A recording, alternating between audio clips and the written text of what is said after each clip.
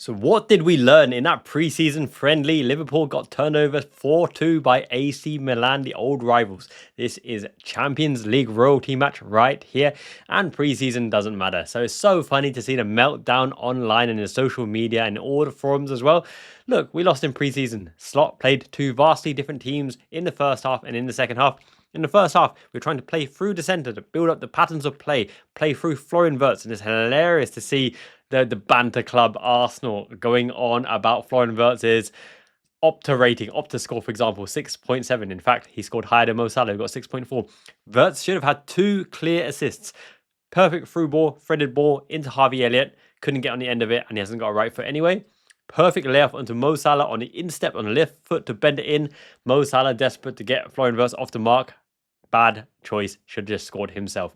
Florian Wirtz was impeccable, immense, a technical player with perfect balance. He's going to be an absolute treat, a delight. We've got Florian Wirtz wearing the red, wearing the live bird on the chest. It's going to be magnificent. He showed what he's all about. Balance, flair, technique. He should have been picked out on the left as well. Should have been picked out on many occasions. But it was very prominent that we tried to pick him out more than any other player, because he's going to make things happen. His balance is superb. And that lofted chip to Salah on the right wing, that run, turn, and touch through the middle as well. The fact that he can roulette spin, bring the ball with him, and progress forward instead of having to take a touch and turn is magnificent to see. We've missed a number 10, a prominent number 10, and I'd said Arne Slot, to play true slot football, needed a prominent number 10, and we now have him.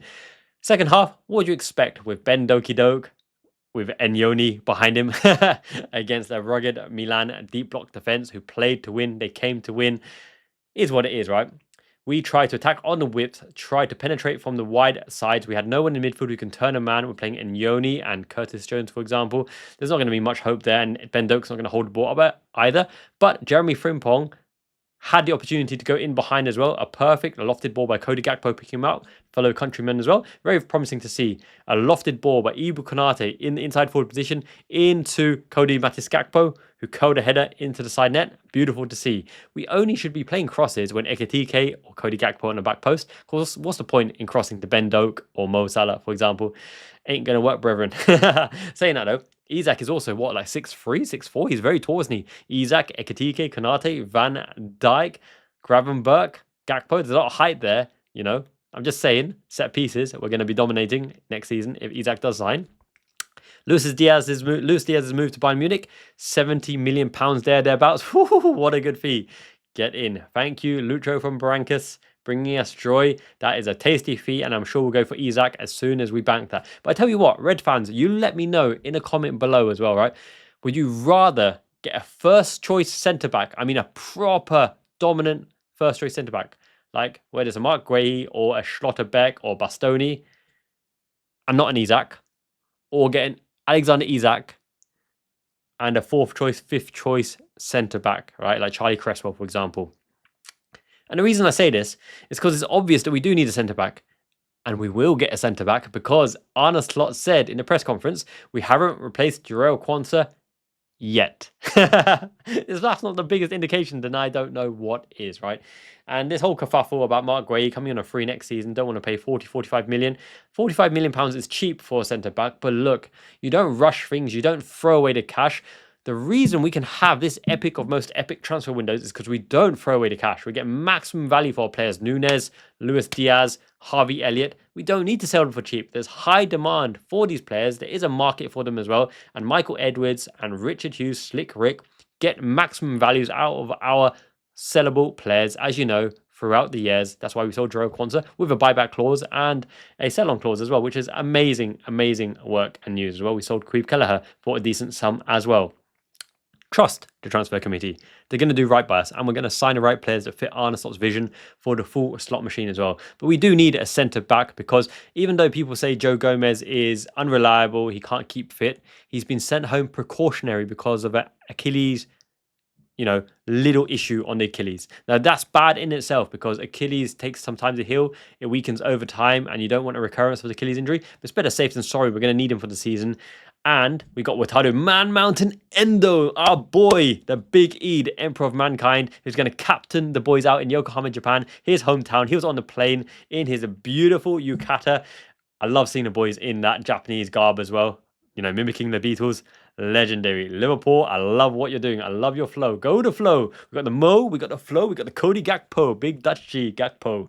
Yes, and the big Dutch G, Gravenberch, Gravener. And Szoboszlai, Szoboszlai, a word for him.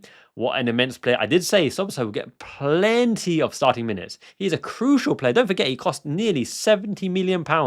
Big game player. He plays coming in off the left for Hungary. Precision, code, technical, placed finish. He can do that because on the instep, his floated finish is superb. And he's got a hammer shot. He's endlessly running. A technical player who can go from back to front, drop into the sixth position because he's done that so many times, into the wing back position, starting from deep. You can play Szoboszlai and Wirtz together. I've already shown you how in my previous videos as well.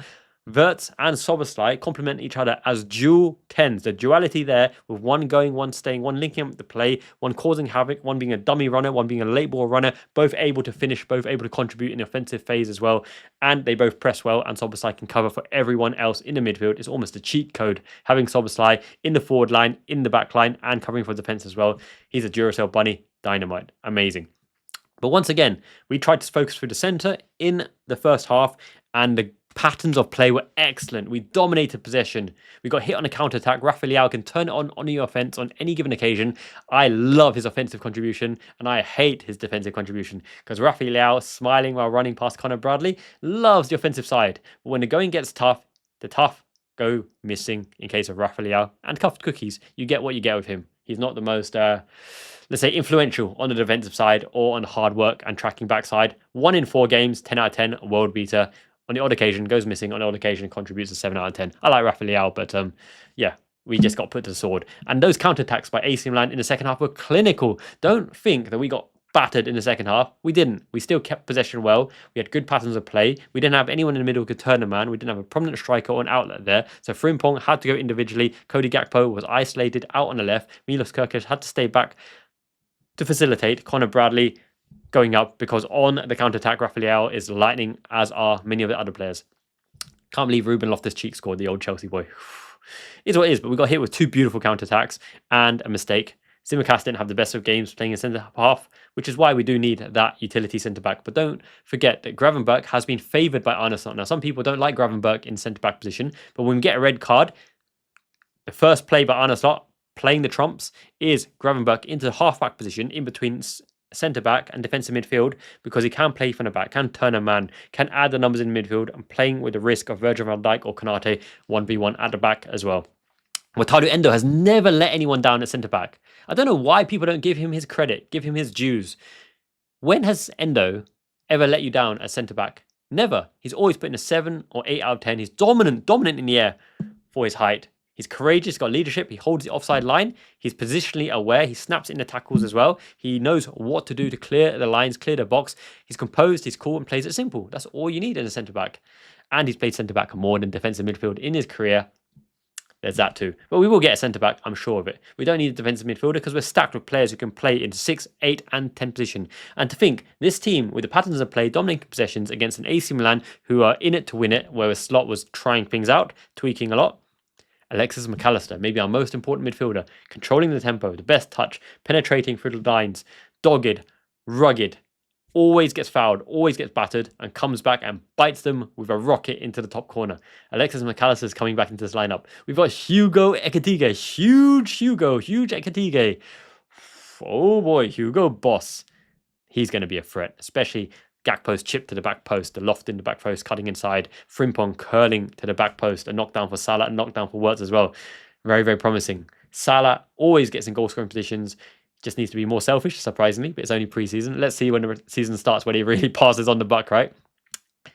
Conor Bradley, he needs to come into the game as well, as does Milos Kerkez. Frimpong, frightening how quick he is and how he can make something out of nothing, especially when he started from a standing start. Now, when he comes deep from wing-back position and you play him in, times that by 10 because he's going to be greased lightning behind the lines, around the outside, and setting up a lot of assists. He's actually really highly picked in fantasy football as well. People are having a lot of faith in Jeremy Frimpong because he brings the vibes, and I love it as well. We've got an absolutely stacked midfield. All we need is defensive reinforcement, and then you're looking at the Lucho Diaz replacement. If it's Alexander Isak, wow.